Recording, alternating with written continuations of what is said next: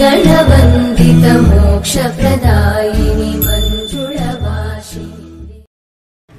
March 13-നാണ് ഈ വർഷത്തെ Attukal Pongala.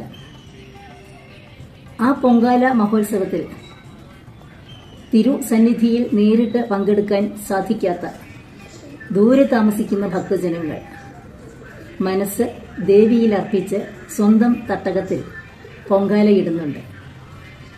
March 13-ന് ചെന്നൈയിലെ മീനമ്പാക്കം ഗ്രൗണ്ടിൽ ചെന്നൈയിലുള്ള ദേവി ഭക്തരായ സ്ത്രീജനങ്ങൾ പുതിയ മൺകലം വാങ്ങി അരിയും ശർക്കരയും നെയ്യുമൊക്കെ ചേർത്ത് സ്വന്തം കൈകൊണ്ട് വേവിച്ച് ഭഗവതിക്ക് പൊങ്കാലയർപ്പിക്കുകയാണ്.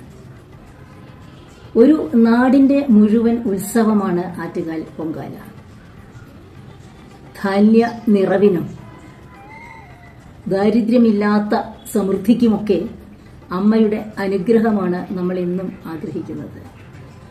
സ്ത്രീകളുടെ ശബരിമല എന്നറിയപ്പെടുന്ന ഈ പൊൻകാല മഹോത്സവം യഥാർത്ഥത്തിൽ ഭാരതത്തിലെ സ്ത്രീകൾ നേരിട്ട് ഒരു ഇടനിലക്കാരനില്ലാതെ ദേവിക്ക് പൂജാദ്രവ്യം സമർപ്പിക്കുന്ന അത്യപൂർവമായ ഒരു ചടങ്ങാണ്.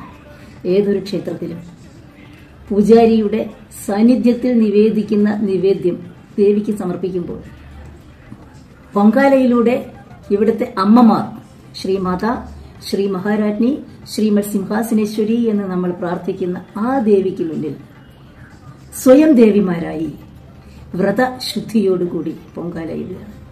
അതാണ് ഭാരതത്തിലെ സ്ത്രീകളുടെ പ്രത്യേകത. അമ്മ ശ്രീമാത എന്ന ദേവിയായിട്ട് ഉയരുന്ന തലത്തിലേക്ക് സ്ത്രീയെ കാണുന്ന ഒരു സംസ്കാരമാണ് ഭാരതത്തിൻ്റെത്.